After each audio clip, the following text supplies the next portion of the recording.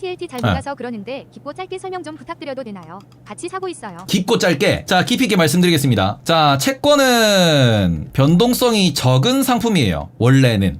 지금은 좀 크긴 하지만 변동성이 원래 작습니다. 채권은 안정성이 매우 높은 자산이고요. 거기다가 채권에 심지어 안정성을 플러스해줄 수 있는 달러 표기 자산이라고 하는 부분에서 미국 정부 보증 자산이라고 하는 부분에서 전 세계에서 제일 안정적인 자산이 미국 국채입니다. 그리고 채권은 또 한 가지. 채권의 가격 변동은 금리가 오르면은 가격은 떨어집니다. 외우셔야 돼요. 이게 할인율이 어쩌고저쩌고 이야기를 하는데 이거는 우리 투자할 때 외우셔야 돼요. 금리가 떨어지면은 가격이 오릅니다. 그러면은 요 상황에서 변동성이 적다 그랬어요. 변동성이 작으면은 채권 시장은 어떤 식으로 움직이냐 그러면은 얘들은 변동성이 작기 때문에 박스권의 움직임을 보입니다. 주식에서도 마찬가지예요. 안정적인 기업은 요걸 찾으시면 좋아요. 박스. 그럼 이 박스를 기준으로 말씀드릴 때 요 박스에서 하나, 둘, 셋 요런 걸 잡으시면은 어떻게 중점 기준에서 어떤 식으로 하냐 그러면은 떨어지는 이 구간에서 여기서 분할 매수, 위로 올라갔을 때 무엇, 위에서 분할 매도, 요거만 반복을 해도 연에 10% 20%는 충분히 투자 수익을 거둘 수 있다라는 거예요. 그리고는 스윙 투자가 페이버형 결혼 이슈로 일본 건너와서 이자로 주식을 입문했어요. 진짜 아무것도 모르고 시작해서 신나게 두드려 맞다가 우연히 유튜브에서 형제너를 알게 됐고 홈방송 돌리면서 일 끝나면 밤에는 혼자서 잠 안 자고 미친듯이 공부해서 그래도 오늘 원금의 20%는 수익을 냈어요.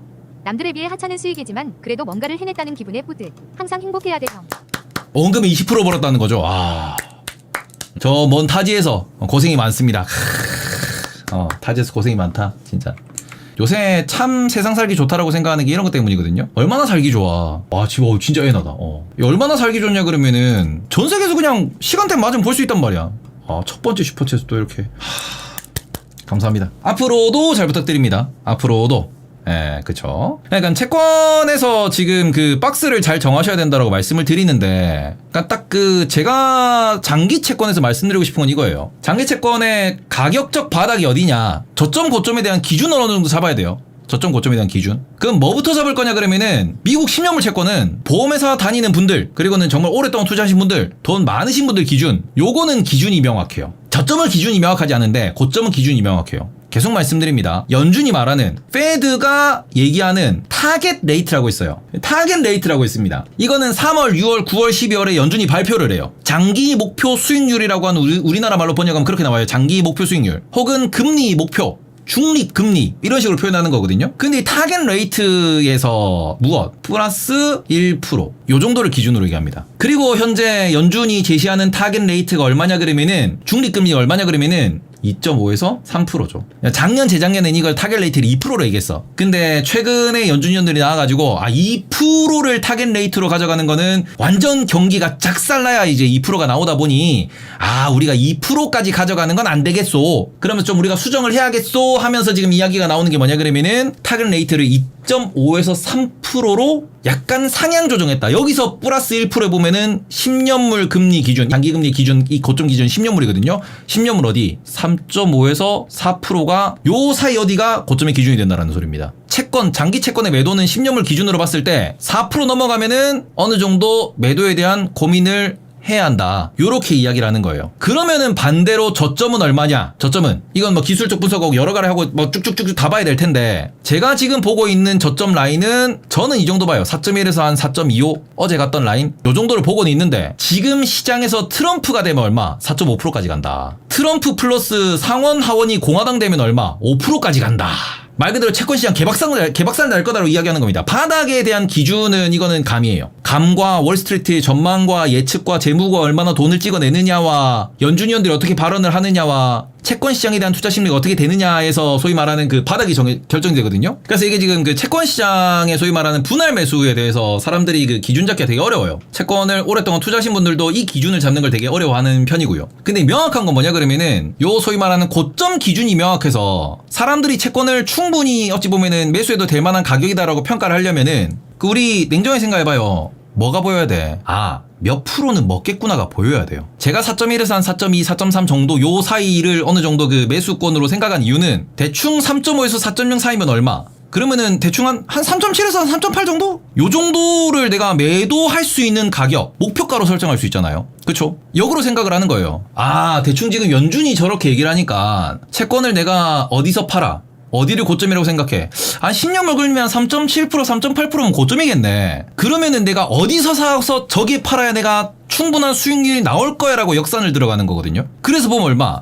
한 4% 초중반, 요 4% 초반은 가야 4.2%에서 사서 3.75%에 갖다 판다 그러면은 0.5% 먹는 거잖아. 그쵸? 그럼 0.5% 먹는 거예요. 4.2에서 3.7로 가는 거니까 한 0.5% 먹네. 근데 이게 몇 년물? 10년물. 물론 10년물이 명확하진 않아요. 아까 누가 뭐 채팅창에 듀레이션 이런 거 쳐주시는데 이 채권이라고 하는 게 이게 요 단순 숫자, 단순 수익률 여기 곱하기 듀레이션이라고 하는 채권의 소위 말하는 그 채권 그 길이가 있어요. 몇 년 동안 이자 받는 채권처럼 듀레이션을 곱해야 되는데 저는 그냥 되게 쉽게 이게 뭐 정확하게 말씀드리면은 TLT의 듀레이션이 한 17 정도 나오거든요. 그러면 정확하게 수익률 계산하려면 이게 뭐 17.4인가 17.3인가 뭐 이렇게 나와. 그러니까 여기에다가 그 정확하게 이게 17을 곱해야 돼. 그래야 수익률이 나옵니다. 근데 이러면 너무 복잡하니까 TLT 20년물 채권이다. 그럼 20 곱하면은 이러면 얼마예요? 10%. 0.5 곱하기 20이니까 10%.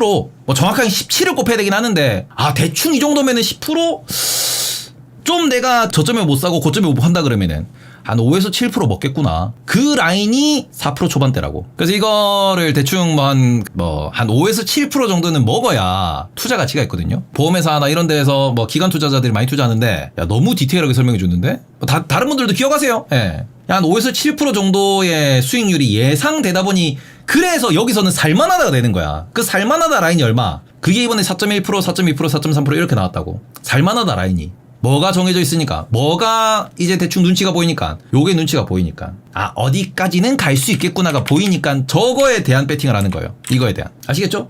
왜 이게 이렇게 움직이는지 아시면은 이해가 되시면은 그다음부터는 채권 시장의 방향성에 대해서 5에서 7%니까 요거를 한 번, 두 번, 세 번 경험해 보면은 무슨 욕심을 냅니까? 그래서 우리나라의 도라이들이 이렇게 되는 거야. 이렇게 3배짜리 5에서 7%요? 그럼 얼마? 15에서 20%인데요? 도라이들이 그래서 여기서 이렇게 가는 거야 지금. 이렇게 됩니다. 예.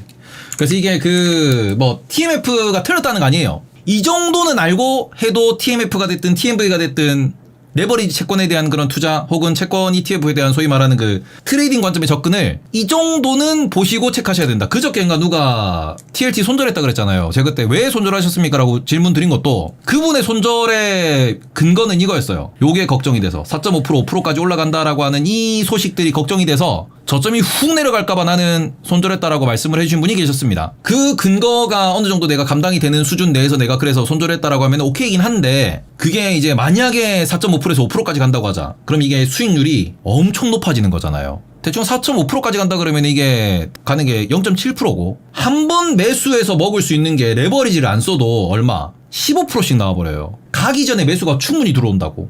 요게 바뀌지 않는 이상 4.5% 5% 가는 거는 저는 좀 어려울걸요라고 생각하는 게 가장 근간이 되는 연준의 타겟 레이트라고 하는 이 목표치, 그 고점에 대한 목표치가 있기 때문에 채권 시장이 쉽사리 4.5% 5%까지는 밀리긴 어려울 것 같다라고 저는 생각하는 부분이 여기 있는 겁니다. 근데 만약 정말 트럼프가 된다고 하고 인플레이션 반등한다 그러면은 채권 개박살 나겠지.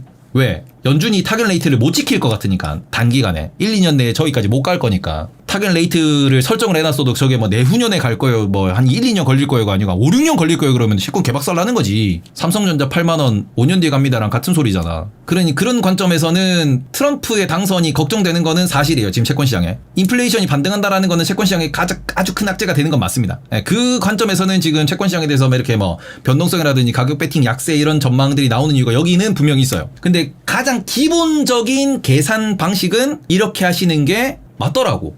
방향성에서 이렇게 하는 게 맞고 최근에 채권에 대한 뭐 공부도 많이 하고 관심도 많아지고 이러다 보니까 저도 많은 그 뭐 교수님들이나 이렇게 만나면 많이 여쭤보거든요. 대부분 이렇게 생각하고 이런 공식으로 투자를 하십니다. 이거 알아두시면은 돈 많이 된다 이거지. 아시겠죠? 이거 보시면은 돈 많이 돼요. 그러니까 요런 거 관점에서 보시다 보면은 슬슬 보여. 저도 옛날에 몰랐는데 알고 나니까 쉽더라고. 쉬워지더라고. 저도 코로나 이전에 채권 투자 아예 안 했어요. 코로나 이전에는 뭐 주식 그 증권사 은행 창구 가서 채권 얘기해도 전혀 채권에 관심이 없었는데 작년부터는 채권에 대해서 관심도 많이 생기고 실제로 이제 채권 투자도 많이 이제 하면서 또 돈 넣어야 공부를 많이 하니까 공부를 계속 하다 보니까 그죠? 주식처럼 이렇게 좀 많이 버는 거는 어려워도 딱 한 번에 5에서 7% 한 뭐 5에서 10% 정도 요게 계속 이제 반복적으로 할 수 있다 보니까 시간을 녹이면은 여기서도 충분히 수익을 낼 수 있다.